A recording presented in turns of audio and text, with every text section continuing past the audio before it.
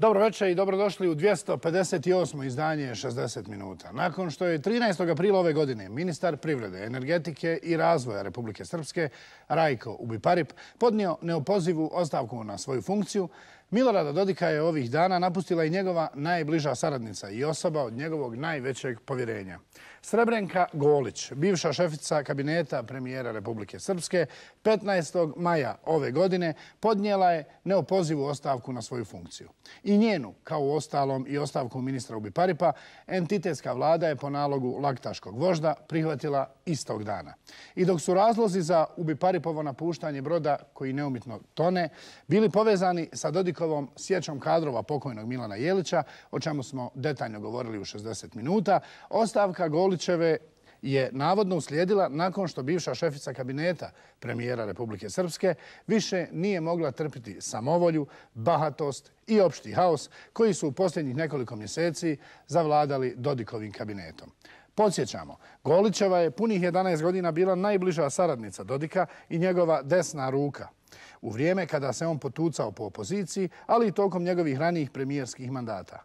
Kako smo nezvanično doznali, dugogodišnje prijateljstvo počelo se raspadati tokom posljednjih nekoliko mjeseci, nakon što Golićeva više nije bila u stanju pokrivati sve Dodikove poslovno-kriminalne poduhvate, ali i nakon što je shvatila da laktaški vožd sve više povjerenja ukazuje novopečenim savjetnicima u svome kabinetu, poput neosnovano ambiciozne Biljane Bokić i potencijalnog ratnog zločinca iz Bijeljine Pere Simića Simketa, čije smo ratno-zločinačke aktivnosti iz 1992.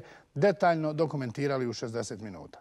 Zanimljivo je da je Golićeva uz neopozivu ostavku predala i člansku kartu SNSD-a, čime je i simbolično napustila stranku u čijem je stvaranju sa Dodikom i pokojnim Nenadom Baštincem i sama učestvovala. U to vrijeme SNSD je bio jedina alternativa nacionalističko-zločinačkoj politici u Republici Srpskoj. Od tog prvobitnog SNSD-a, koji je bio prihvatljiv i Evropi i Americi, i Bošnjacima i Hrvatima, danas je preživio jedino Dodik. Bahati, paranoični i sve umorniji politički luzer koji se okružio ratnim zločincima, kriminalcima i probisvijetima. Šteta. Mogao se SNSD izroditi u ozbiljnu političku stranku. Ali Dodikova neobična sklonost ka kriminalu, kao i njegov izbor savjetnika i poslovnih partnera, poput Slobodana Stankovića i već pomenutog potencijalnog ratnog zločinca Simketa, od SNSD-a su napravili huntu koja će se, nakon što opljačka što se još opljačkati da, razbježati od Rusije do Srbije. U večerašnjem izdanju 60 minuta objavljujemo. Skandalozno. Čelnici Nogometnog saveza BiH smjenom selektora Mehe Kodre uništili našu fudbalsku reprezentaciju. Otkrivamo veza Darka Eleza, Đorđa Ždrale i Ante Jelavića sa pljačkom glavne pošte u Splitu. Familija iznad države. Kako se priprema prodaja BiH Telekoma po nalogu familijarnog klana Izetbegović. Nije sve u autoputu. Kako su Slobodan Stanković i Milorad Dodik otimali budžetski novac tokom nabavke namještaja za novu zgradu vlade Republike Srpske. Tema 60 minuta. Da li ćemo umjesto doživotnog maršala doživjeti doživotnog rejsa? Za 60 minuta govore Ethem Bičakčić, Elvir Bolić, Alija Behmen. Čelnici Nogometnog saveza Bosne i Hercegovine su rijetko viđena banda koja tu konstataciju svakodnevno i iznova dokazuje. To je i očekivano, budući da u ovom opskurnom savezu odluke donose dokazani kriminalci, fudbalske neznalice i protivnici svega što podsjeća na Bosnu i Hercegovinu. Smjenom selektora Mehe Kodre, čelnici Nogometnog saveza su nam definitivno dokazali da nikad bolje biti neće sve dok se oni bave fudbalskom problematikom u ovoj zemlji. U nastavku 60 minuta razgovaramo sa legendom BiH nogometa kojeg iz saveza tjeraju isti oni banditi za koje nikada nije ustanovljeno. Da li znaju koliko poluvremena zapravo ima fudbalska utakmica? Ostanite s nama.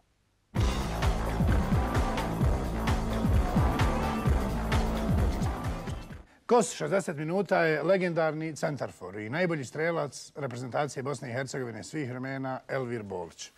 Elvire, budući da se dugo poznajemo, smeta li ti da se ne persiramo? Hvala ti.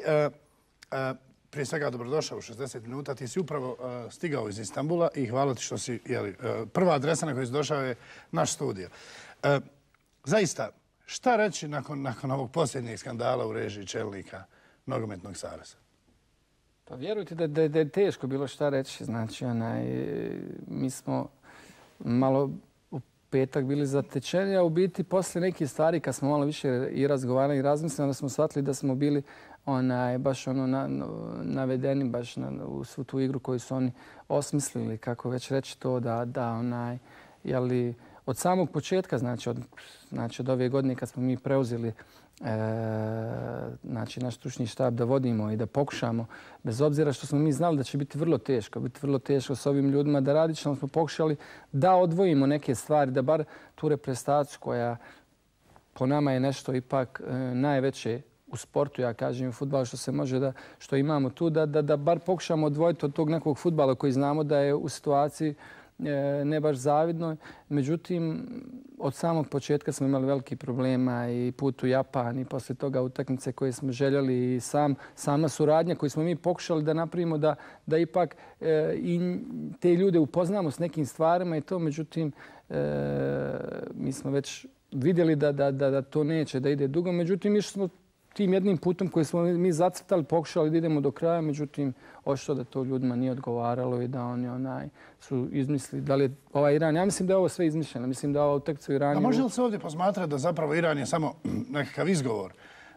Može li se razmišljati o tome da zapravo ni ti ni Kodro niste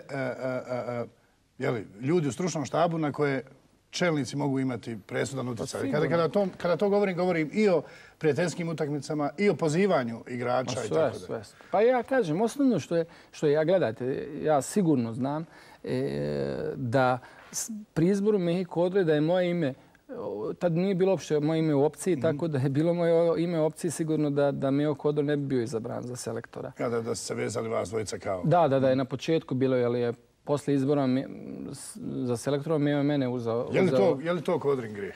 Pa, jedan od? Sigurno jedan od grijehova, jer očito da je to bio šok za sve u Savezu, da ja dođem i samim Mejin dolazak. Mislim da su oni u biti za sebe napravili veliku grešku. Mislim, kogod poznaje Mehu Kodru kao ličnost i osobu, morao je da ima saznanje da je to čovjek koji sigurno neće dozvoliti da mu se neko miješa u svoj posao i pri potpisivanju ugovoru tražio je dvije stvari, a to su bile da pri izboru igrača nema nikakvog miješanja i pri izboru utakmica da je on taj koji će donijeti odluku. I to su bile osnovne dvije stavke koje on želio da budu, znači pare su... Dakle, u ovom slučaju, o novcu ćemo naravno... ja kažem... Jasno je da ni ti, ni Kodro niste ljudi koji su radi novca ušli u nogometni savez, jer vi ste svoje egzistencije davno riješili. Ali kada govorimo, dakle, zanimljivo je ovo oko ugovora.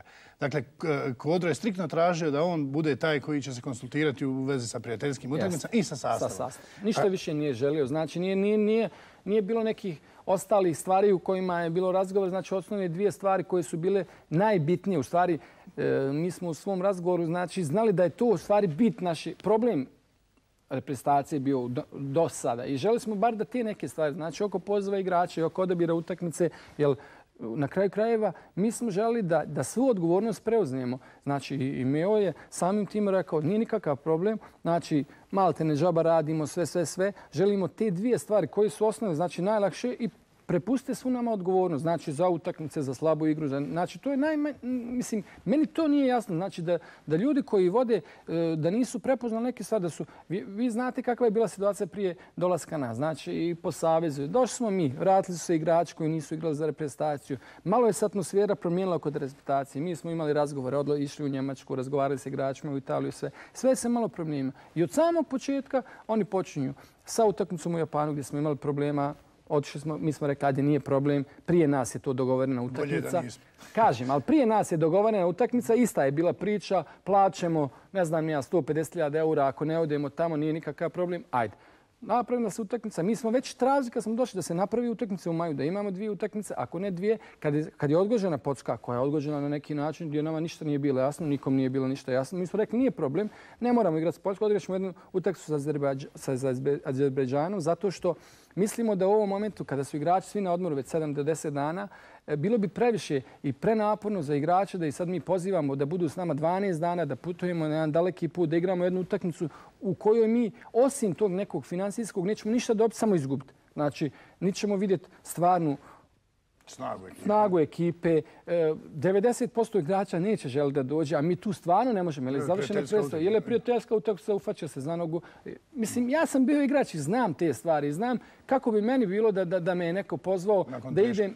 Nakon teške sezone. Vjerujte, sad je Papac igrao kup UEFA finale i čitavu sezonu, ja mu kažem dođi da se okupimo ovdje, budemo 12 dana da te ja vodim u Iran. Mislim, stvarno nerealno, plus što to nije utakmica koja će pokazati nama nešto i da možemo vidjeti stvarno. Mi imamo 3 mjeseca i još jednu samo utakmicu do kvalifikacije. Mi smo sada došli u takvu situaciju, naprosto da kvalifikacije bi trebale početi u septembru. Mi nemamo ni selektora, nemamo stručni štab. Igrači iz svih dijelova Europe zapravo su na strani i tvojoj i Kodrinoj. Očigledno da ulazimo u jednu tešku fazu što se tiče reprezentacije Bosne i Hercegovine u fudbalu. Može li se ova situacija iskoristiti kako bi ovi čelnici Saveza konačno bili odstranjeni sa tih njihovih pozicija? Vjerujte, ja mislim da će to biti vrlo teško.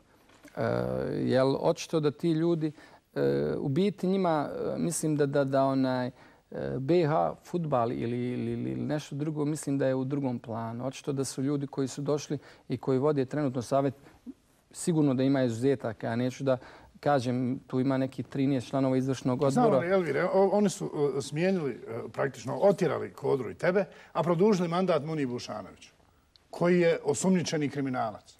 Znate šta je problem? Što kada se dešavalo u 7 dana, čitavo vrijeme su nama bacala je se stvar toga da je utakmicu sa Iranom dogovorio i potpisao Muniji Bušanović. I čitavo vrijeme je stvarana ta atmosfera kao da je on kriv i da u slučaju bilo čega da će morati se dati otkaz Munibu i nama. Ja ne znam zašto, mislim ne znam. I na kraju se završi sastanak i nam se da otkaz. A Munibu koji produži se mandat koji je po njihovoj toj priči, on je potpisao utakmicu sa Realom, dokazao utakmicu koja se posle otkazala. Sad ćemo da vidimo da li će ti $120,000 čitavo vrijeme nama. 7 dana je vršen pritisak i na mene i na Meju sa svih strana, preko njegove rodbine, preko naših stvara, da se mora ta utakmica idak, da su to politički problemi, da je ambasador Irana, ne znam ni ja, da je to neki sad politički stvar. Ahmedinedžad traži direkt. Ma mi s tim, vjerujte, mislim, u sportu politički, mislim, uopšte nama, ja uopšte ne gledamo tako, mi smo samo gledali jednog sportskog efekta, koliko nama ta utakmica daje, koliko nam oduzima i shvatili smo da mi s tom utakmicom, osim ti nekih para, koliko i to ne znamo. Jer ja znam, ja sam prvi put kad sam bio... Upravo sam te to htio pitati. U vrijeme dok si još igrao aktivno, i dakle, čak si jedno vrijeme bio pod sankcijama u reprezentaciji upravo zbog jezika, zbog iznošenja istine onome što se dešava iza zavjese, rekao bi. Ti si svjedočio kako su upravo u tom Iranu čelnici Saveza rastaljivali novac. Baš sad kažem, jer ja sam vidio svojim očima i ja sad isto ne znam ta utakmica koliko je dogovorena i lova, ali su to zemlje u kojima, mene to stvarno u ovom momentu, jer smo mi bili, nije toliko interesovalo, znači možda je to bio $1.000.000, ali vjerujte, put kako je došlo do te utakmice uopšte je bio put koji ne može. Znači, selektor se zove i pita se, čak se i ne pita. Postoji mogućnost da se utakmica u Iranu igra. Sve govori nikako. Nama ta utakmica sad trenutno ne treba, zato što nije ne treba nam ta utakmica. Međutim, oni to kao da nije ni rekao, dogovaraju utakmicu i onda govore mi smo potpisali utakmicu, vi morate ići. Mislim, moramo ići jedna stvar gdje nije problem, otićemo mi tamo. Ali na kraju krajeva, poslije utakmica u kvalifikacijama, mi imamo neku odgovornost, mi smo došli da nešto napravimo, nismo došli da bi nam predsjednik Saveza rekao nije problem, daćemo vam 4 utakmice, 8 utakmica, nije uopće bitan čak ni rezultat, samo da bi se odšli tamo. Mi smo rekli, mi nismo došli ovdje da pare zarađujemo. Jesi li ti dobio jednu svoju platu za vrijeme ovo? A nisam imao ni platu, ništa. Jer je i Kodro izjavio da nije dobio apsolutno... Pa vjerujte, ja ne vjerujem da je dobio ništa. Ja sam čak išao na neke puteve odavde po Beogradu i platio neke igrače, trošio svoje pare, svatate. Uopće to nije, pare su najmanji problem u svemu ovome. Jesu tebi, Elvire, ali i jesu fudbalerima, kažem, ali ne čelnicima. Da, sigurno, očito, ali mislim da u svemu ovome, kažem, sve stvari koje se dešavale, mi smo pokušali na jedan totalno drugi način da priđemo svema ovome, da pokušamo, da možda i te ljude vidjeći neke stvari, da možda i oni malo neke stvari promijeni, da pokušaju. Međutim, očito da to nije bilo moguće i onda možda je proradio kod njih taj neki inat i neke stvari i možda i to što su stvarno vidjeli da neće biti ni pozivanje igrača koji oni žele, ni menadžera koji će zvati igrače, u stvari selektore ili mene. Bilo je tu pokušaja, vjerujte, pokušaja gdje smo mi odmah reagovali, gdje su oni shvatili da tu više nema priče. Očito da to njima nije odgovaralo, ali možda više od toga ja mislim da im nije odgovaralo to da naša reprezentacija nekim ljudima tamo da napravi nešto. Misliš na ove što ne vole Bosnu i Hercegovinu? Barem pola saveza je tako. Mislim. Stvarno ne bih želio da govorim u ime svih, jer sam čuo i na sjednici, čak i na sjednicu to izvršnog odbora, da je bilo ljudi koji su predlagali i ostavku svih i čitavog saveza i svega. Mi smo čak rekli, nije problem. Ja sam u razgovoru sa Ilijom Dogmanićem rekao, ićemo u Iran. Idemo u Iran. Mi imamo za 3 mjeseca kvalifikacije. Mi ćemo ući totalno nespremni. Znači, napravili ste nam jedan program gdje smo imali Japan, Iran, učimo sa ekipom, totalno napravili. Učimo u kvalifikacije. Ja i mi hoćemo poslije 4 utakmice sjest i rećemo, mi nismo napravili kvalifikacije. Idemo svi, ali idemo svi. Idemo mi, znači selektor i stručni štab, a idu i članovi izvršnog odbora koji su donijeli odluku da se igra u Iranu. Prvi predlog je bio naš to. Nije problem, idemo u Iran. Znači, idemo u Iran, igramo utakmicu u Iranu, igramo u avgustu sa Bugarskom i počinjemo kvalifikacije. U slučaju da stručni štab donese odluku da, na primjer, mi smo u prvi 4 utakmice 6 bodova mi je neki... Da, bio projekcija. Da, projekcija neka. Mi smo došli da pravimo rezultat. Mi smo došli da... Ako mi ne vidimo, ako mi osvojimo 3 boda i ako stručni štab vidi da nije napravio onaj rezultat, da dajemo ostavku. Stručni štab i izvršni odbor koji je donio odluku da se igra u Iranu, igra u Japanu, znači da oni moraju da snoši neku odgovornost. Jasno ti je da ti preuzimaš tu odgovornost i očigledno da je i Kodro tako isto radio. Međutim, oni koji mijenjaju se, i selektori, i stručni štabovi, i igrači se mijenjaju. Samo se ne mijenjaju oni koji su na čelu saveza. Vjerujte, imali su šansu da nas puste da radimo, da čitavu odgovornost mi preuzmemo, znači na svemu, znači da obezbijede nam neke minimalne uslove koje mi želimo, znači to su, znači finansijski maltene ništa. Znam ste jedan savez gdje je pomoćnik, gdje ja kao menadžer, gdje 2 pomoćnika radi džaba, znači maltene svoje pare troši da bi došli tu i ti tražiš nešto. I mi smo rekli nije problema, čak je Mio Kodro rekao da će od svoje te stvarno smiješne plati da da svojim saradnicima pare i to. Samo da se napravi jedna atmosfera u ekipi. Je li ovo posebno nakon toga što si rekao, da li zaista, budući da navijači najavljuju proteste, navijačke grupe, je li ovo kraj nade? Da li je sada ubijena konačno i ta posljednja nada da bi jednog dana mogli otići na neko veliko svjetsko? Ja mislim da ne trebamo gubiti nadu, zato što ja mislim da u ovoj zemlji sigurno ima toliko ljudi koji mogu, koji žele, koji imaju i snagu i znanje i sve to da mogu neke stvari ispraviti. Mislim da je samo stvar toga da se nešto promijeni. Znači da ljudi koji vode to da mora doći do promjene. Ja kažem, možda to neće doći za 5 dana, za 10 dana, ali ja, vjerujte mi, ne želim da izgubim tu nadu. Ja se nadam da će... Nećeš odustati? Sigurno neću, pa nisam nikad odustao. Meni su uvijek govorili zašto. Ja sam došao da nešto... I ovo, vjerujte mi, da u biti nije mi drago što je se ovako drago. Ali mislim da je za BiH fudbal puno bolji. Jer mi da smo ostali, ponovno bi neke stvari tu bile zamazane oči i neke stvari. Mi smo radili, ali to nije to. I mislim da to nije izlaz bio. Znači, nije bio izlaz. Ja kažem, nije problem da li ćemo mi otići negdje na Evropsku ili ne. Može se sklop okolnosti neki da se sastavi sve to da mi pobjedimo 2 utakmice, 3, ja kažem. Ali općenito ja kažem sam rad, sve. Jer mi kažemo sama reprezentacija nije problem.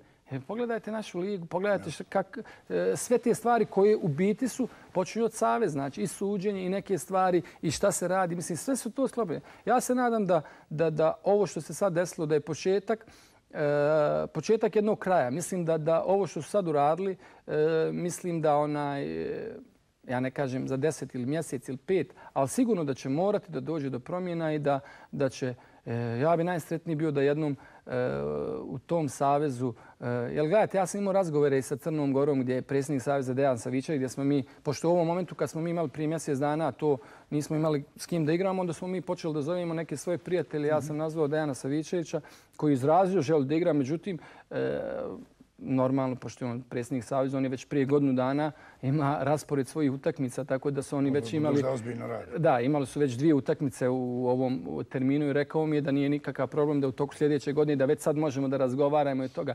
Hoću da kažem, ljudi koji su u tome i koji znaju to, nije problem. I vi ćete sigurno vidjeti, već sada vidite tu Crnu Goru koja je već godinu, 2, već koji je to napredak, ali zašto? A zašto smo mi tu gdje jesmo i zašto non stop nazadujemo? Zato što mislim zato što imamo takve ljude u Savezu.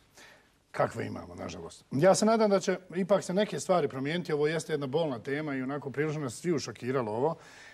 Ali vjerujem da će doći skoro to vrijeme da zaista legende bosansko-hercegovačkog fudbala, među koje naravno ubrajam i tebe, preuzmu brigu o fudbalu ovdje u Bosni i Hercegovini. Elvire, hvala ti puno što si bio u 60 minuta i pratit ćemo ovo još i onda bit ćemo na istoj strani, siguran sam.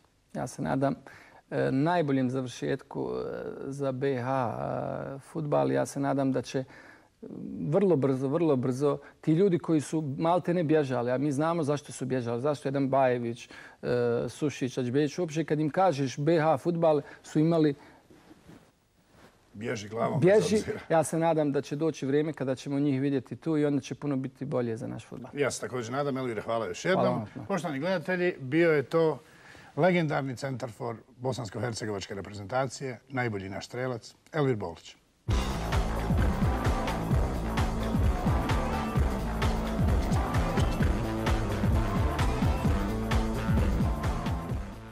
Nedavno se u Mostaru okupila političko-vjerska elita iz svih dijelova Bosne i Hercegovine.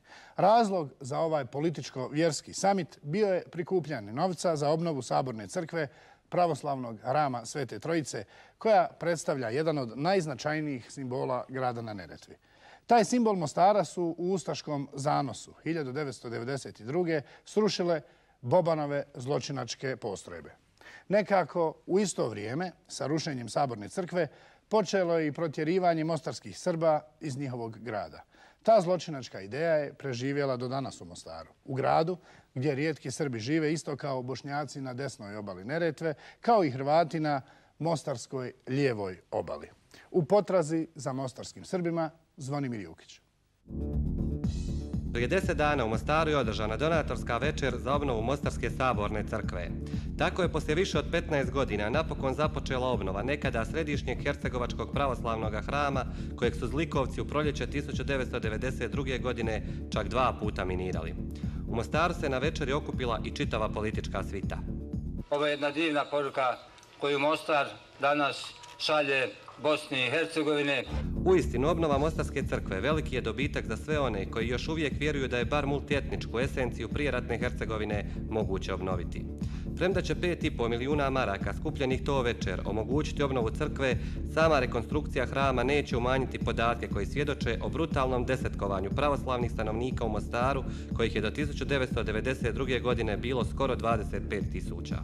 Danas negdje se računa otprilike da ukoliko je taj tačan podatak opet, jer nema, baza su sad izdate lične karte, negdje oko 7.500.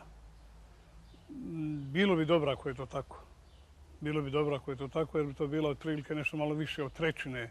U skladu sa svojim planovima o trajnom razgraničenju, etničkom čišćenju i preseljenju naroda, SDS-ova je vlast silom sprječavala povratak Srba u Mostar tijekom 90. godina. Izostanak bilo kakve značajnije pomoći za održivi povratak od strane Milorada Dodika i njegove vlade upućuje na egzaktan zaključak da se politika u manjem BiH entitetu nije odveć promijenila. Da je to tako svjedoči stanje srpskih povratničkih sela u Mostaru. Dok su hrvatska i bošnjačka sela te novoizgrađena Tuđmanova etnička naselja potpuno uređena, srpska su sela zapuštena bez obnovljenih puteva i bez javne rasvjete.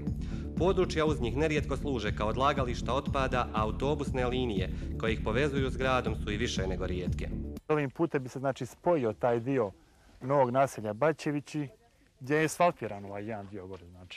Asfaltiran i tu nema neki možda 2 do 3 kilometra, što nije, pretpostavljam, neka investicija velika, značilo bi mnogo za naselje i za razvoj. Kad Hrvati pođu u školu ima, kad ljeti nema raspustje, nemamo ni autobusa. Nemamo redovne linije, na primjer u Jesenci je svako pola sata linije, mi nemamo to. Zato što, eto, mi smo Srbi, takozvano srpsko selo. Diskriminacija je prisutna na svakom koraku, a posebno u zapošljavanju. Nitko se od povratnika nije vratio na svoja prijeratna radna mjesta. Prijeratno radno mjesto se nitko skoro nije vratio. Imam tipičan primjer mog oca i ljudi koji su radili, znači negdje oko 50% ljudi je, sad ne mogu baš konkretno, ali ajde kažemo tako, radilo je u aluminijskom kombinatu, vratilo se znači 0%. Znači nijedan čovjek nije vratio aluminijum. Nemamo ni prevoza. Evo sad, na primjer, da se zaposlim ja raditi, u zadnjem je autobusu 8 sati. A ja nemam, doći se do 11 a radi. Nema. Iz priča normalno ljudi koji su nezadovoljni time, znači veoma, skoro nikakav broj se nije vratio u državne institucije. Rasvjeta nemamo, rasvjete noć. Ne možeš nikud izaći. Ima par ulica ovdje što ima. Dole kod mene tačno nema nikako rasvjete. Telefoni imaju. Eto, doveli smo nam telefone. Kablovsku neće da nam uvedu, kaže ne isplati se zato što smo opet Srbi. Mostarski Srbi od Republike Srpske napušteni su još u vrijeme kad ju je Karadžić stvarao i mijenjao vjekovna srpska sela u dolini Neretve za stoljetna hrvatska ognjišta u Posavini. S druge strane, pomoć od samodopadnog premijera Dodika stiže samo onda kada on i ekipa imaju izravne predizborne koristi od toga. Uostalom, Dodik je u više navrata brutalno jasno kazao da ga ne zanima federacija niti bilo tko u njoj, a posebno ne, kako ih on katkad posprdno naziva, federalni Srbi. Ova je činjenica tim bolnija kada se zna da povratka više neće biti. Ono što je moj lični sud i o čemu ja razmišljam, mislim da je povratak definitivno završen. Neću reći da neće biti pojedinačnih povrataka, porodice, pojedinca i tako dalje, ali mislim da je definitivno gotovo jer nema više masovnih povrataka.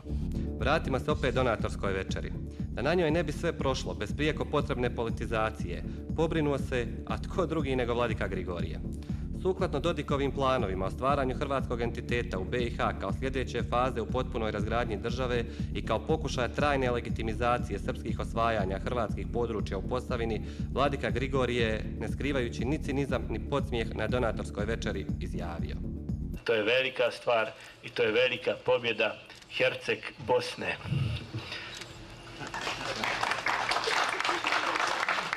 Da se radi o izjavi koja je cilj i ovu manifestaciju potrijebiti za jeftino politikanstvo i priželjkivani međunacionalni razdor uoči ovogodišnjih izbora, svjedoči blagonakloni osmijeh federalnog premijera Nedžada Brankovića, kojeg vidite u pozadini vladike Grigorija, iz kojeg se vide neskrivene simpatije federalnog premijera prema hercegovačkom vladici. Ako ne vjerujete, obratite pozornost na Brankovića. I to je velika pobjeda Herceg Bosne. A kada smo već kod Herceg Bosne, koju vladika priziva, treba navesti da je u njezino vrijeme najveći broj Srba iz doline Neretve napustio svoja ognjišta. Sada ćete čuti dio svjedočenja jednoga od ratnih zločinaca, Ediba Buljubašića, koji je za vrijeme rata bio pripadnik HOS-a. On svjedoči o mučenju i ubijanju Srba 1992. godine u logoru Dretelj. Sve skupa je bilo logoraša 200, oko 120 muškaraca i desno oko 70 do 80 žena u desnom hangaru. 10 vojnika sam vidio uniformisani, bez činova, ovako vojnici. U logoru, pri ulasku u hangar, svi staje mirno i pjevaju ustaške pjesme. Čuva i policija, muški i ženski HOS-ovci. Pitao sam normalno po kom su osnovu tu kao četnici. Onda sam ja kazao, pa ima i civila, onda on rekao, oni su sarađivali s četnicima, familija, braća, muževi, djeca su u četnicima. Skidali smo srpske vojnike gole i tjerali da se međusobno siluju. Tjerali smo ih da leže na vrućem betonu, tad u to ljetnom periodu. Na rane smo im stavljali soli.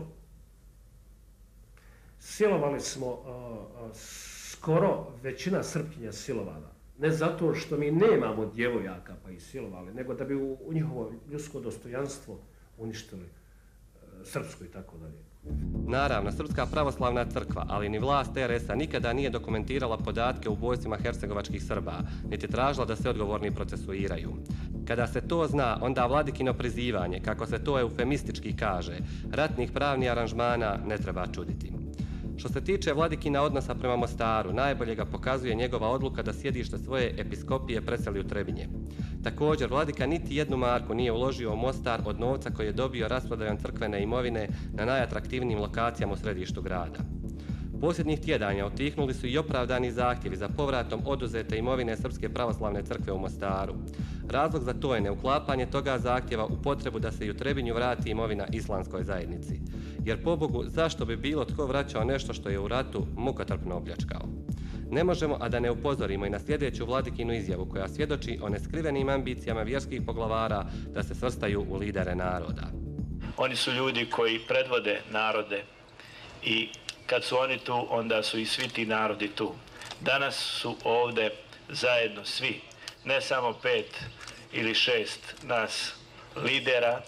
Za kraj, da ne ispadne da smo Dodikovo prisustvo na večeri ignorirali, navedimo i njegovu izjavu.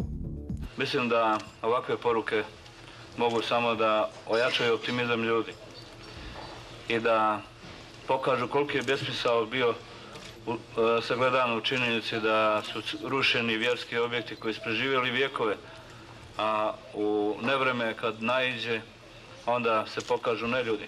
Uistinu, ne isplati se rušiti vjerske objekte, ali posebno se ne isplati nastaviti politiku rušitelja tih objekata i stvarati takvo napeto međunacionalno stanje u kojem neljudi, kako ih Dodik zove, divljaju na sve strane. Spomenimo samo zakletvu Ravnogoraca na Ozrenu. Da se ne lažemo, suprotno očekivanjima, Dodik je upravo ne ljudima iz 90-ih naselio svoje urede, institucije i svoju policiju. A svakoga dana im stvara i okružje kao stvoreno za njihovo djelovanje. Ako je to uvažavanje BiH realiteta kojim Dodik pravda svoj nacionalistički zaokret, onda će takav realitet, čim se razmaše, u vrlo kratkom roku ponovno s istim žarom i mržnjom rušiti i nanovo obnovljene crkve, džamije, mostove.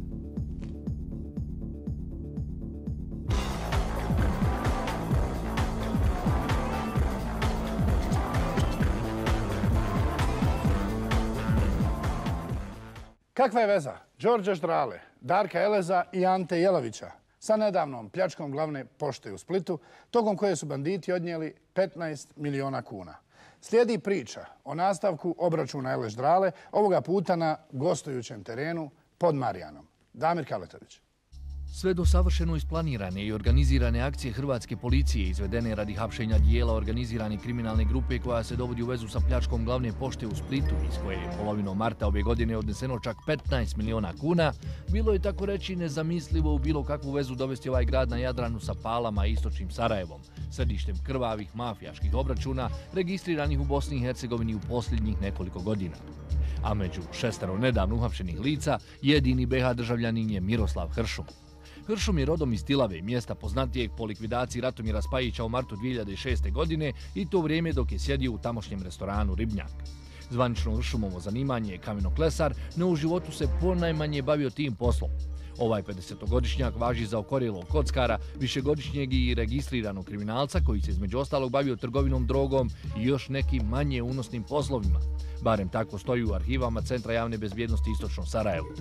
Hršumov odlazak u Split veže se sa njegovim bijegom od novčanih zaduženja koje je napravio u Sarajevu, ali i planovima za pljačku glavne splitske pošte, što će hrvatska policija i tamošnji istražni organi vrlo brzo dokazati i potvrditi.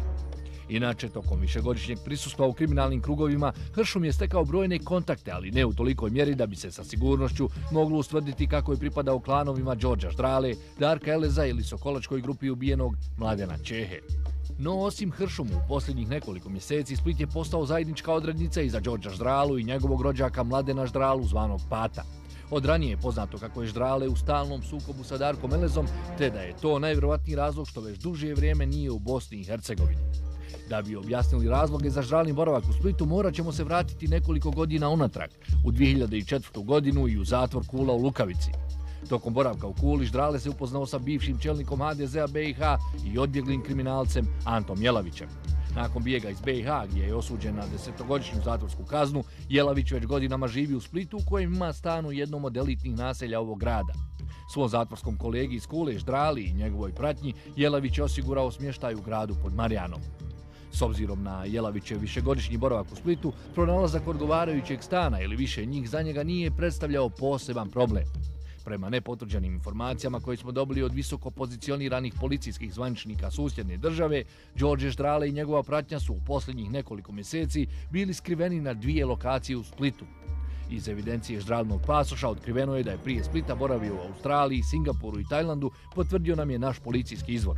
Operativnim saznanjima hrvatska policija došla je do saznanja da je Split trebao biti mjesto konačnog obračuna između dva zaraćena klana, Darka Eleza i Đorđa Ždrale. Tako iz Srbije put Splita krenula Elezova grupa na čelu sa Strahinjom Rašetom. Zanimljivo je da je Rašeta već jednom pokušao likvidirati Ždralu i to u istočnom Sarajevu. U Ždralinom splitskom društvu su osim njegovog rođaka Mladena bila i braća Golijanin iz istočnog Sarajeva te jedan pripadnik državne granične službe za kojih postoje određene informacije kako je duže vrijeme blizak ovoj kriminalnoj grupi. Podsjećamo kako je sličan obračun između ove dvije grupe pripreman i prošle godine u Beogradu, no srbijanska je policija u posljednji čas pohapsila članove zaraćenih bandi. I u priči oko planiranog oružanog sukoba koji se treba odigrati u Splitu pominje se uhapšeni Miroslav Hršum. Prema jednoj verziji događaja, nakon pljačke glavne splitske pošte, koja se prema nepotvrđenim informacijama i pisanju hrvatskih medija dovodi u vezu sa Elezovom grupom, Hršum je između ostalog bio zadužen da otkrije lokaciju na kojoj se krije Ždrale sa svojim suradnicima. No ovaj dio priče u ovom trenutku je teško provjeriti, a još teže dokazati.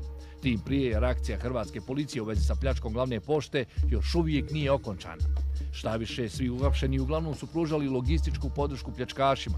Ta njihova podrška svodila se na davanje određenih za pljačku pošte važnih informacija te uništavanje dokaza nakon pljačke, kao što je bio slučaj sa paljenjem vozila kojim je pljačka izvršena. Od ukradenih 15 miliona kuna do sada je otkriveno tek nešto manje od 2 miliona. 1,5 miliona kuna pronađeno je kod suradnika pljačkaša u Splitu. Pola miliona kuna zaplijenjeno je na pijaci Arizona u trenutku dok ih je Zoran Stefanović iz Pančeva pokušavao zamijeniti za konvertibilne marke i eure.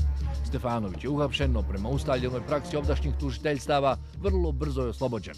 Tako je još jedna epizoda u sukobu Ždrale Elez nadležne institucije završila neriješeno. No kao što je to bilo jasno od sredine 2005. pa sve do danas, ova priča ne može imati drugačiji nego tragičan kraj najmanje jednog od dvojice njenih glavnih aktera.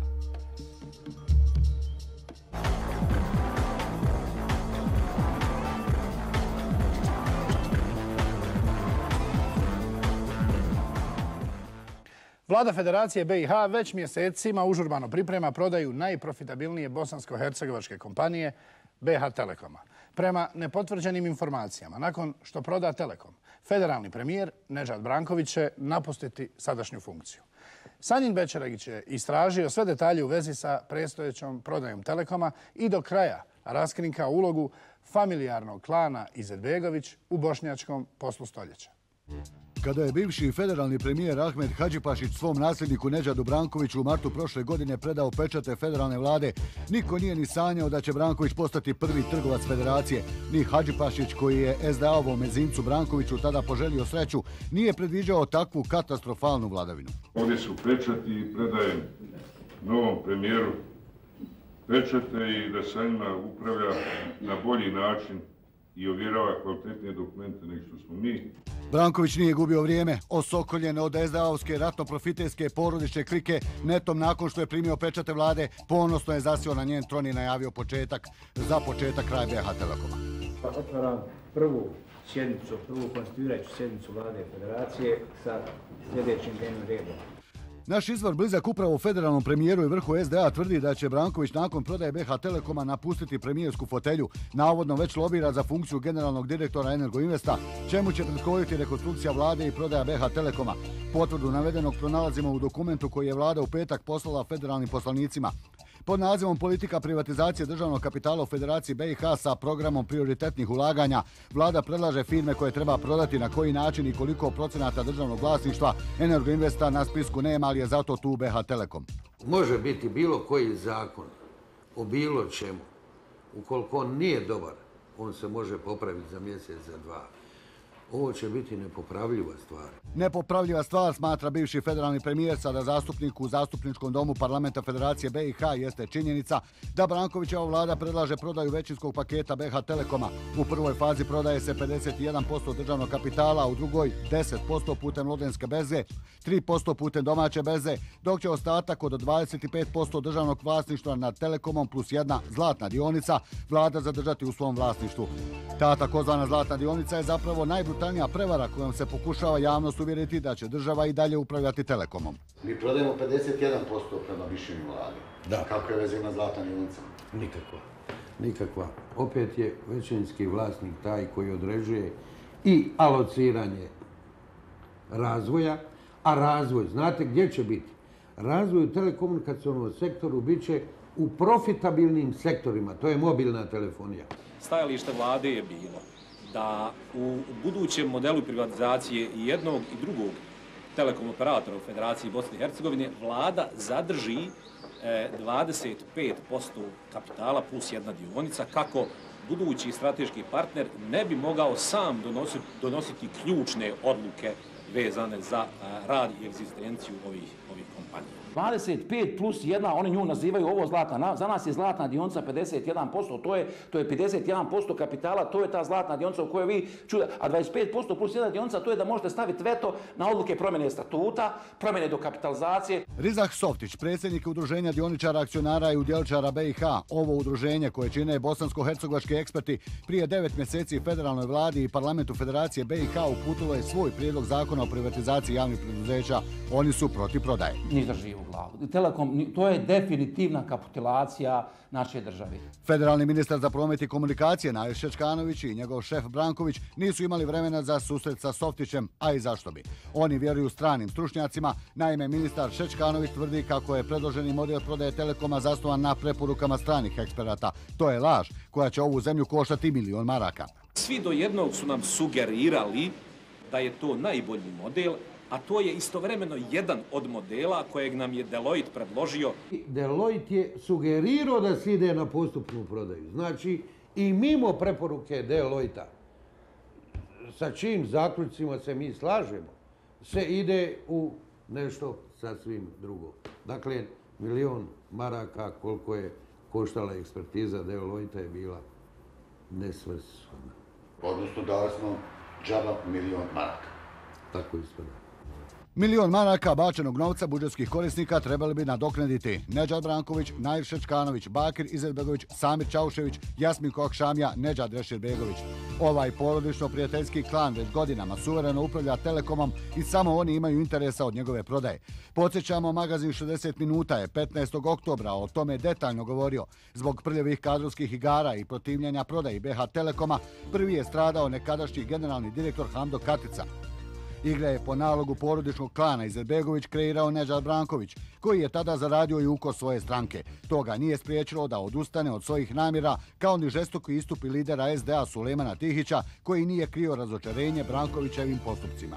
Ne može se to na takav način uraditi. Ne može se tako jedna važna odluka, znate, važnije je biti direktor Telekoma nego bilo koji ministar u federalnoj vladi, donositi bez ikakvih, odnosno bez valjanih konsultacija. Podsjećamo, tragikomične igre u konačnom porodičnom ovladavanju BiH Telekomom počele su u junu 2007. godine, a okončane u oktobru iste godine. Izabran je novi nadzorni odbor BiH Telekoma, a za predsjednika je na zahtjev klana Izetbegović i premijera Brankovića imenovan Samir Čaušević, inače zet Šefke Čekića, dekana Saobraćajnog fakulteta u Sarajevu.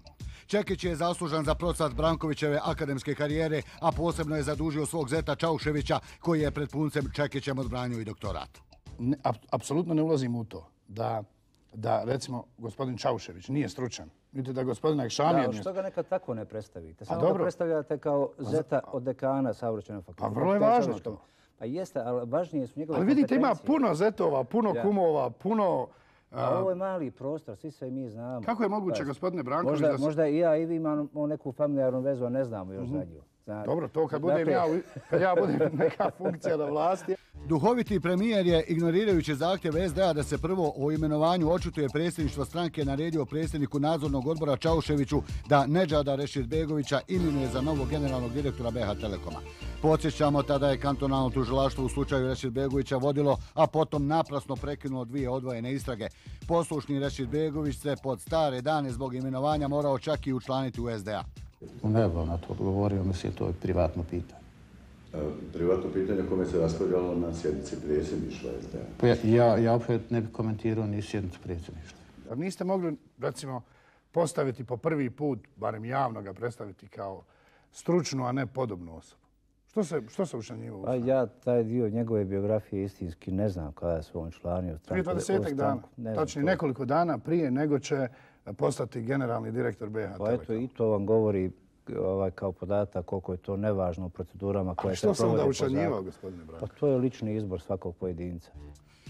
Rešidbegoviću je za mjesto direktora preporuku osigurao i Hasan Čengić. To može potvrditi glasnogovornica BH Telekoma Nađa Lutfi Kadić, koja je također u bliskim familijarnim vezama sa Čengićem. Manje je poznata činjenica da je sarajevsko sjedište Čengićeve humanitarne organizacije TVRA jedno vrijeme navodno bilo smješteno u porodičnoj kući Nedžada Rešidbegovića. Podršku je Rešidbegović imao i od svog kuma, dugogodišnjeg vladara BH Telekoma Jasminka Akšamije, inače zeta svemoćnog Bakira Izetbegovića.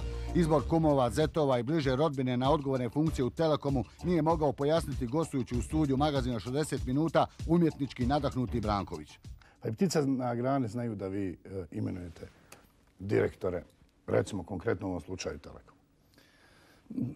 Zavisi kako ko predstavi neku proceduru, neki potez. Znate, umjetnost je subjektivan odraz objektivne stvarnosti. A objektivna stvarnost kaže da je, ponavljamo, Jasminko Akšamija zet Bakira Izetbegovića, a Izetbegović je jedina osoba koju Branković pokorno i bespogovorno sluša. Apsolutno to nema nikakve veze sa tim odnosom gospodina Akšamije sa gospodinom Izetbegovićem.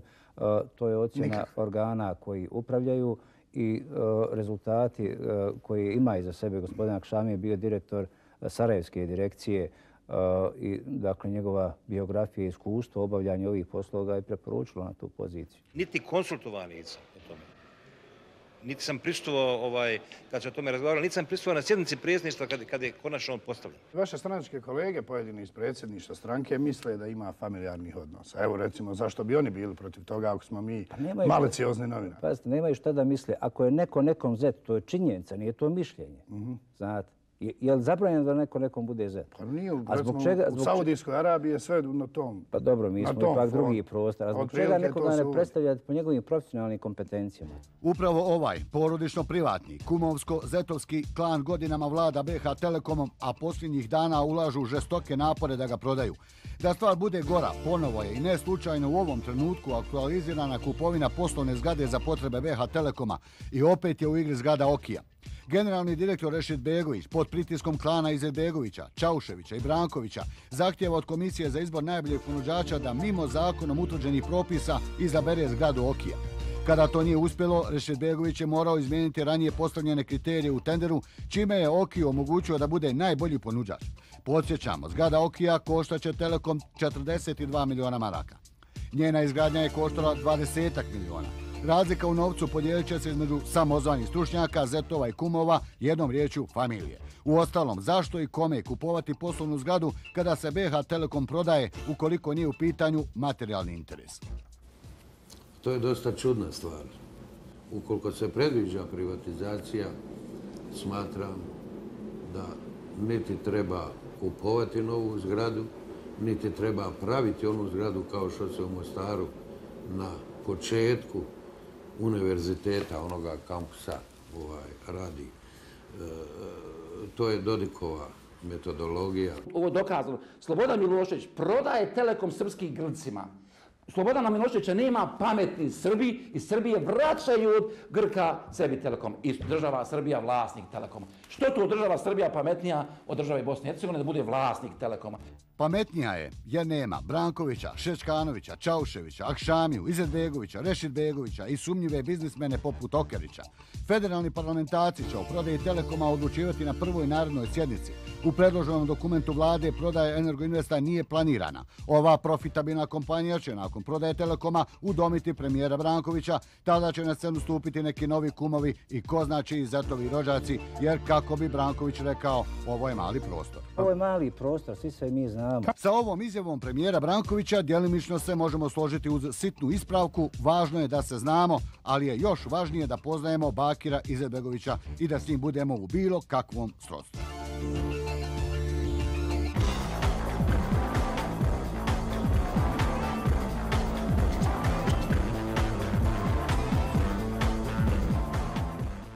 Josip Broz Tito je bio jedan od rijetkih svjetskih državnika koji je imao doživotni predsjednički mandat na čelu države koju je stvarao.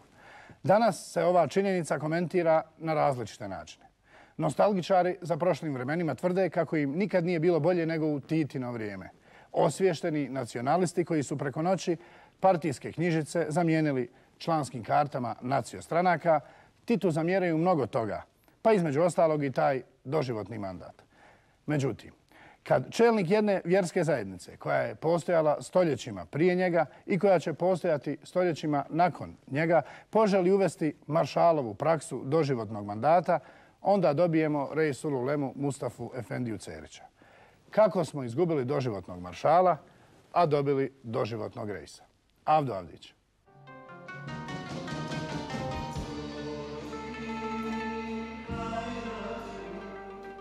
Ali došao je on još 1993. godine i ne namjerava otići s funkcije do kraja svog života. Tako barem piše u prijedlogu novog ustava Islamske zajednice u Bosni i Hercegovini. U tom ustavu predviđeno tako postavlja institucija Reis-ul Uleme, bila bi doživotna funkcija. Da, upravo tako.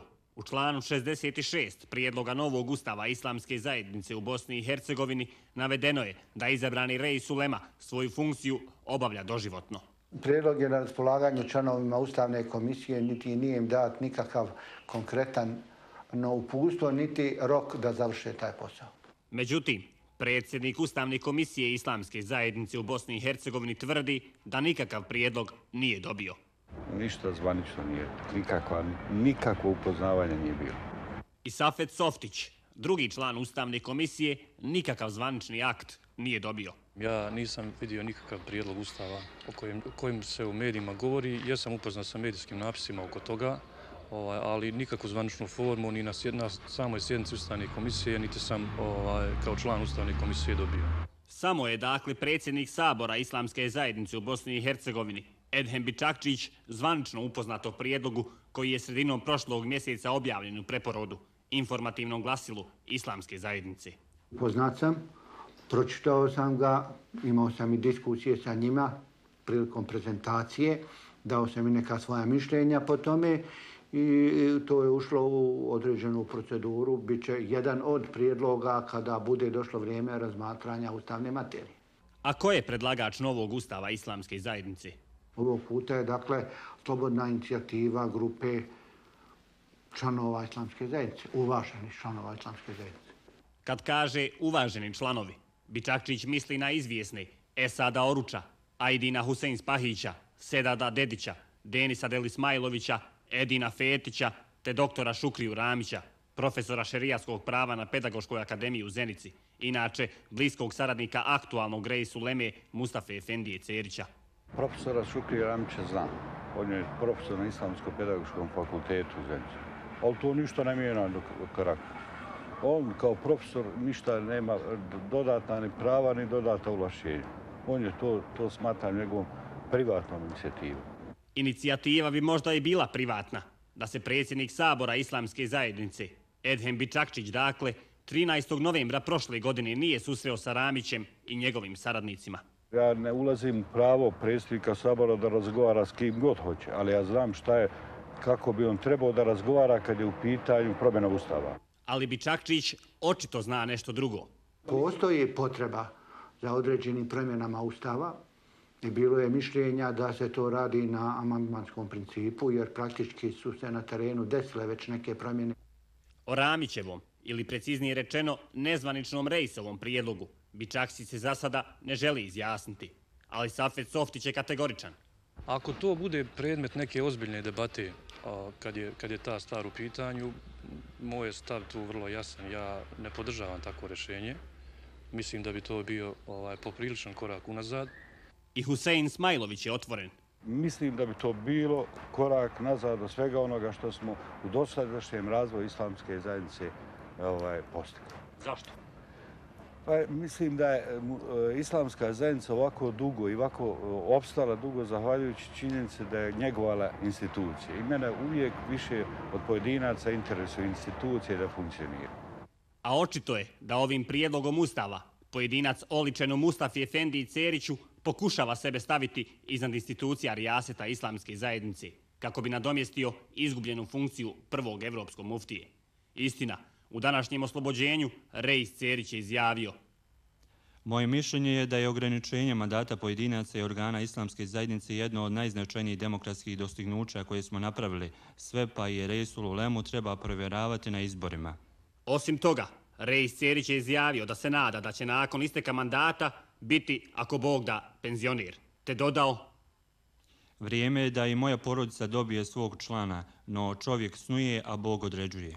I dok Reis snuje, jedan od članova Ustavne komisije Islamske zajednice u Bosni i Hercegovini smatra da je i sadašnji 7-godišnji mandat Reis Uleme predug. Još jednom posjećamo da je Mustafa Cerić na čelu Islamske zajednice Bosne i Hercegovine punih 15 godina. Sklon sam vjerovanju da je i ovo rješenje koje imamo možda je potrebno i njega korigirati u smislu skraćenja mandata, ali možda istovremeno i ukidanja izbora za 2 mandata. Znači, mislim da bi bilo puno svrsishodnije za zajednicu da ima kraći mandat od ovog koji jeste, znači 4, eventualno 5 godina. Predsjednik Ustavne komisije ima još jedan argument kontra doživotnog mandata.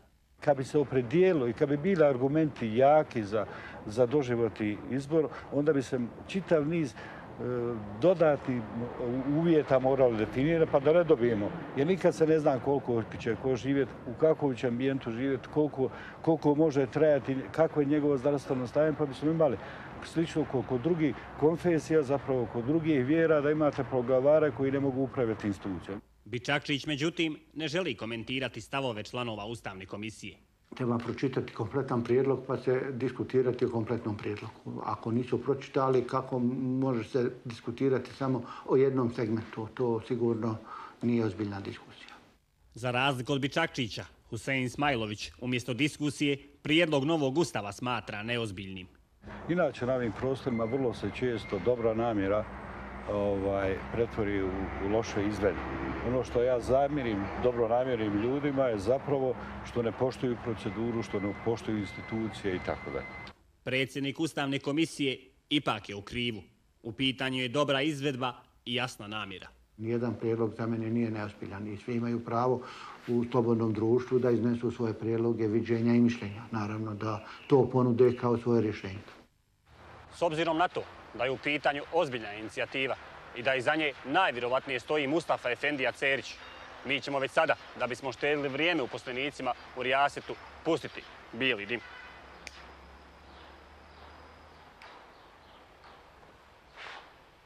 E sad, pošto smo doživotni mandat Reisa uporedili sa doživotnim mandatom Pape, za očekivati je da će nas Cerićevi saradnici prozvati udbašima. Ali da bismo ih preduhitrili, mi ćemo već sad objaviti imena nekoliko udbaša koji i danas upravljaju islamskom zajednicom u Bosni i Hercegovini. Prvi među njima je Zuko, poznatiji po imenu Edhem Čamdžić, muftija Banja Lučki. Iz službe ga 90. godine demobilisao lično Sredoje Nović, jedan od najbližih Dodikovih saradnika. Dalje, na stranici 316 čuvara Jugoslavije naveden je saradnik Adi, po imenu Sejis Majkić, po funkciji muftija Mostarski.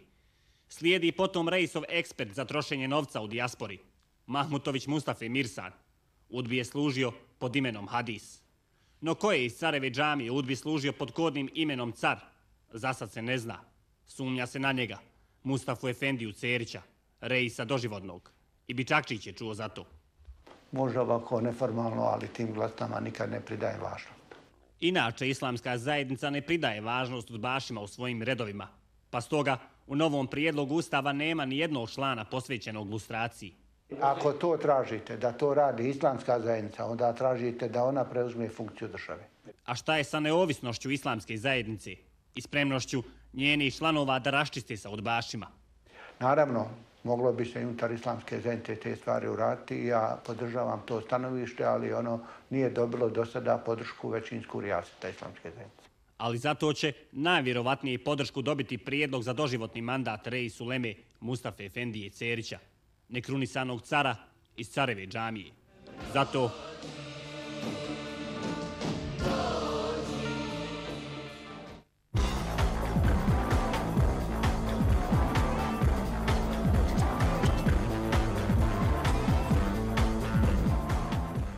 Slobodan Stanković, vlasnik Integral inženjeringa iz Laktaša, nekada je bio prosječno situirani vlasnik prosječne građevinske firme. Danas je Slobodan Stanković tajkun i osoba koja raspolaže stotinama miliona maraka.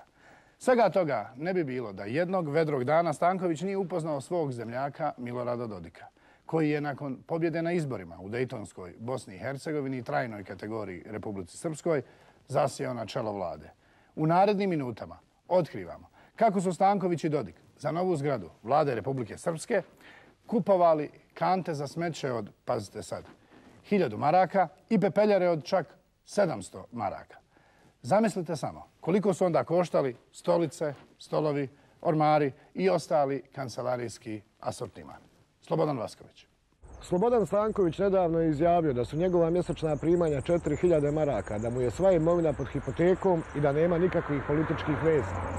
Izgovarajući ovakvu grozomornu laž, ovaj prevejani kriminalac pokazao je da nema ni trunke ljudskog dostojanstva, te da je čak spreman i ruku pružiti da mu se udijeli ukoliko procijeni da bi to moglo da spase njegovu lopovsku kožu.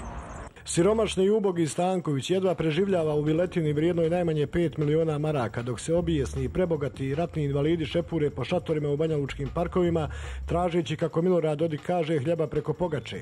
Zato ih je prije nekoliko dana i najurio iz parka kako kokuzima poput Stankovića ne bi nabijali frustracije i komplekse svojim bogato uređenim čadorima. Karijeru siromaha Stanković je počeo 70. godina prošlog vijeka u sarajevskom GP putu, da bi nakon toga krenuo u poslovne aranžmane sa slovenačkim Vektorom.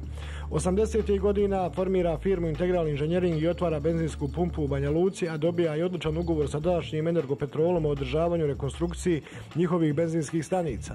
Početkom rata odlazi u Beograd, gdje se iz patriotskih razloga bavi švercom nafte sa Bugarskom i Makedonijom.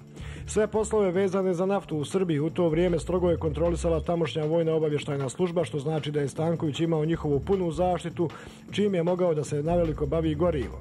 Izvori 60 minuta tvrde da prvi neimar i siromah Republike Srpske i dan danas ima punu podršku srbijanske vojne obavještajne službe, što potvrđuje i podatak da ima razvijene poslove u ovoj susjednoj državi, kao i da su uhljebljenje u njegovoj firmi pronašli brojni vojni obavještajci poput nekadašnjeg ministra policije Darka Matijaševića, potom Velimir Šotran, ratni pratilac jednog od najtraženijih haških optuženika Ratka Mladića, te mnogi drugi. To su očito rješavanje ratnih dugova, jer Stanković je sada vjerojatno morao da ta ratne dugove i ratna obećanja da ispuni prema ovim ljudima, pošto on i sada vezan za te ljude i obavještene službe. Poznato je da je on u Srbiji sada pokupao dosta preduzeća, a da bi uspio da radi sa tim preduzećima, u Srbiji još uvijek vlada takva politika, znači da preduzeća velika kontrolišu i vojne obavještene službe i državne bezbednosti i razne službe. Siromašni švercer naftom Stanković vraća se nakon rata u BiH, a početkom 1998. registruje firmu Integra na svoju suprugu kako bi lakše mogao da vara državu. U to vrijeme Dodik je bio na vlasti, a Stanković se intenzivno bavio švercom nafte i još intenzivnije utajom poreza. Potvrđuje to i zapisnik o kontroli Integrala, u kojem decidno piše da je za samo 2 mjeseca od septembra do novembra 1999. utajio 216.000 maraka. U tome su mu pomogli i poreznici, a kada je njihova unutrašnja kontrola otkrila ove malverzacije, sve je zataškano jer je Stanković bio nedodirljiv zbog svojih bliskih veza sa Dodikom.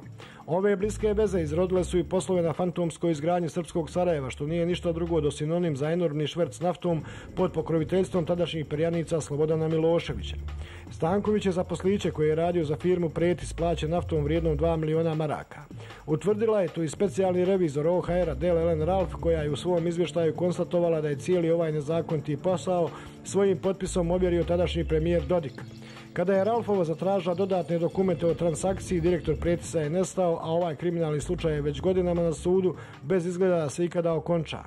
Da, ja imam isto tu dokumentaciju i tačno se vidi, znači radi se o neuknjižavanja nekih poreza, akciza, uglavnom radi se o malverzacijama i prevarama, što je Poreska uprava treba naložiti da Stanković uplati, međutim tu se vidi koliko su biznismeni povezani sa ljudima u Poreskoj upravi i inače sa vlasti. Znači tu je sprega kriminala između Poreske uprave, između konkretno nekih pojedinaca i gospodina Stankovića i stvarno dokaz kako funkcioniše vlast. Nakon silaska Dodika sa vlasti početkom 2001. godine Stanković ulazi u koaliciju sa SDS-om i PDP-om i nastavlja da rapidno siromaši dobijajući od novih vlastodržaca najunosnije poslove. Tako je 2002. godine potpisao i ugovor o izgradnji fantomskog autoputa Banja Luka-Gradiška, da bi tek 2 godine kasnije počeo sa prvim radovima. Izgradnju je razvlačio sve do ponovnog dolaska Dodika na vlast marta 2006. godine, kada kada kreće snažno ispumpavanje para iz budžeta. U toku samo jedne godine Dodik i Stanković su vrijednost prve dionice autoputa duge 5,7 km podigli sa potrebnih 65 miliona na nevjerovatnih 129 miliona i na taj način opljačkali ravno 64 miliona maraka, o čemu smo u 60 minuta detaljno izvještavali. Istovremeno sa ovom, Dodik i Stanković su organizovali i izvršili još jednu otimačinu monstruoznih razmjera. Riječ je o izgradnji Skorjevićkog administrativnog centra, koji je ništa drugo do užasavajući mračni obelisk podignut u čast ovdašnjeg diktatora i njegove lopovske kamarile. Ranije smo izvijestili da je tokom izgradnje monumenta monstruoznosti oteto najmanje 40 miliona, ali novi dokaz do kojih smo došli svjedoče da je pljačka višestruko veća i da iznosi najmanje 70 miliona maraka. Dokumenti ukazuju da je samo na namještaju kojim je opremljena Vučija jazbina ukradeno cijelih 30 miliona. Ne treba ni napominjati da je sve urađeno bez tendera, a kriminal je pokriven aneksom broj 2 koji je označen kao državna tajna. Tim dokumentom je u članu 3 pod tačkom varijacija 1 za namještaj je predviđeno gotovo 50 miliona maraka. Dosta puta dokazali kako ova vlast krade sa privatnicom. Znači da proglasimo državnu tajnu, iako tu nema nikakvog, po zakonu ne možete proglasiti državnu tajnu, onda jednostavno to učinite da mogu ukrasti što više novca. Zna se koliko je koštao interijer zgrade vlade i tu je ukradeno vjerovatno skoro 100% novca i zato je to i napravljeno. Posao opremanja nove zgrade vlade vrijedan 50 miliona dodijeljen je srbijanskoj firmi Vizor iz Temerina. Suštinski to preduzeće je poslužilo samo kao posrednik preko kojeg su oprane pare i ukradeno 30 miliona. Učinjeno je to na sljedeći način. Integral naruči namještaje od italijanske firme FBL iz Peskare, ali ga uvozi u Republiku Srpsku preko firme Vizor. U fakturama italijanske firme vidljivo je da je krajnji korisnik Integral, ali im roba nije direktno isporučivana. Prvo je navodno odlazila u Vizor gdje su mijenjane fakture koje su uvećavane od 110 pa do fantastičnih 200%. Vlada plati Vizoru, oni Italijanima, a razlika u cijeni ostaje pljačkašima. Suštinski, namještaj nikada nije dovezen iz Temerina, već direktno iz Italije, a samo su papiri falsifikovani u preduzeću Vizor. Upravo zbog toga je ova firma i odabrana za posrednika, a nije se radilo direktno sa italijanskim proizvođačem, jer tada pljačka ne bi bila moguća. Izrečeno nedvosmisleno potvrđuje dopis firme Vizor Srbijanskom ministarstvu za ekonomske odnose sa inostranstvom pod imenom specifikacija robe sa tarifnim brojem, naimenovanjem i financijskom vrijednošću robe koja se u reeksportu isporučuje u Banja Luci. Iz ovog dokumenta je vidljivo da je naduvavanjem cijena dijela namještaja potrebnog za opremanje zgrade njegova vrijednost sa nekih 2 miliona evra uvećana na gotovo 4,3 miliona evra, te je na taj način samo na ovoj pošiljci opljačkano 2,2 miliona evra, odnosno gotovo 4,5 miliona maraka. U dokumentu se eksplicitno navodi da je između ostalog nabavna vrijednost 104 radna stola plaćena Italijanima oko 22.000 evra, a prodana Dodiku i Stankoviću za 150% više, odnosno za gotovo 52.000 evra. Isti slučaj i sa 204 dodatka stolu, čija je stvarna cijena 44.000 evra, a za njih je izgrcano ravno 102.000. Opet se radi o drskoj pljački i krađi. Znači, tu više ljudi učestvuje u krađi, tako da se radi, mogu reći, slobodno u međunarodnom kriminalu organizovanju. Svako hoće dio kolača i odnosno da bi dobili svoj dio novca, svoj kolača morali su toliko da naduvaju cijene. Ja isto posjedim tu dokumentaciju i stvarno se vidi da, na primjer, roba kreće iz Italije, ide preko Hrvatske u Srbiju i dolazi u Republiku Srpsku. Znači, pravite cijeli krug, idete preko neke treće firme koja vam je posrednik, mjesto da se direktno uvozi i tu se naduvavaju cijene, evo sami ste vidjeli da se skoro 100% naduvavaju cijene. Nije se kralo samo na radnim stolovima, već i na konferencijskim hastalima. Tako je stvarna vrijednost 8 komada ovog namještaja 19.500 evra, a Dodik ih je platio svih 45.500 arki. Cijena krila od stakla uvećana je za 150% sa 12,5 na gotovo 29.000 evra, dok je po istom principu za arhivske ormane umjesto potrebnih 122.000 evra plaćeno 284.000 arke, također evra. Kralo se i na bočnim stranama ormana, na dodacima stolu, na lajsnama, na kvakama, lijevim stranama, bajcovanim i lakiranim, riječju na svemu što je ušlo u administrativni centar. Dodikovo i Stankovićevo beščašće je vanvremensko i monstruozno. Toliko su bili nezajažljivi da su krali čak i na pepeljarama, korpama za papir, žardinjerama i čevilucima. Tako je stvarna vrijednost tone pepeljare 221 euro, što je perverzija, ali Dodiku i Stankoviću je i to bilo malo, pa su cijenu povećali na 352 eura, odnosno 700 maraka. Samo na jednoj pepeljari krali su po 260 maraka, odnosno po jednu penziju. Kako je sve u Dodikovoj vladi bitno, tako su veoma važne i korpe za papir. Jedna košta u Italiji 279 evra, što je premijeru bilo malo, pa je naredio da se korpa za smeće plaća 504 evra ili 1000 maraka. Pravi je to biznismen, nema šta, čim na korpi za smeće uspije ukrasti gotovo 500 maraka. Na Čivilucima je ukradeno 12.000 maraka, dok je na Žardinjerama opljačkano gotovo 100.000 maraka. Sve ovo Dodik nije činio iz kriminalnih razloga, već iz humanitarnih pobuda kako bi nahranio siromašnog i gladnog Stankovića. Republika Srpska je Eldorado za Milorada Dodika i njegovu kriminalnu kliku. Da bi i dalje nesmetano opljačkali na šifonjerima, kredencima, pepeljarama, putevima, zgradama, Žardinjerama, narod su objesili na jedan od preskupih Čiviluka i gurnuli ga u špajz bez struje, hrane i vode. Kristalna noć ovdje i dalje traje.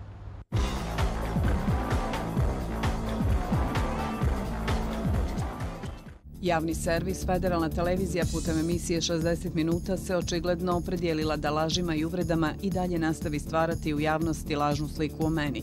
Medijski linč koji mjesecima sprovodite prema meni koristeći se klevetama, insinuacijama i najbrutalnijim konstrukcijama, bez trunke odgovornosti za sve izrečene laži na moj račun, diskredituje me nanoseći mi nematerijalnu štetu, povredu, ugleda, dostojanstva i moralnog integriteta.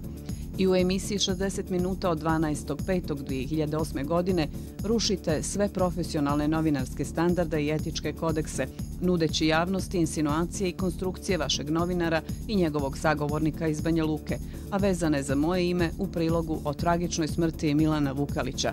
Javnosti je poznato da tužilaštvo i MUP uz pomoć FBI-a vode istragu o tom tragičnom događaju i ja iskreno žalim što se do sada nisu pronašle ubice Milana Vukalića. Prema tome, sve što ste u pomenutom prilogu rekli na moj račun su samo laži, klevete i nedobronamjerne konstrukcije.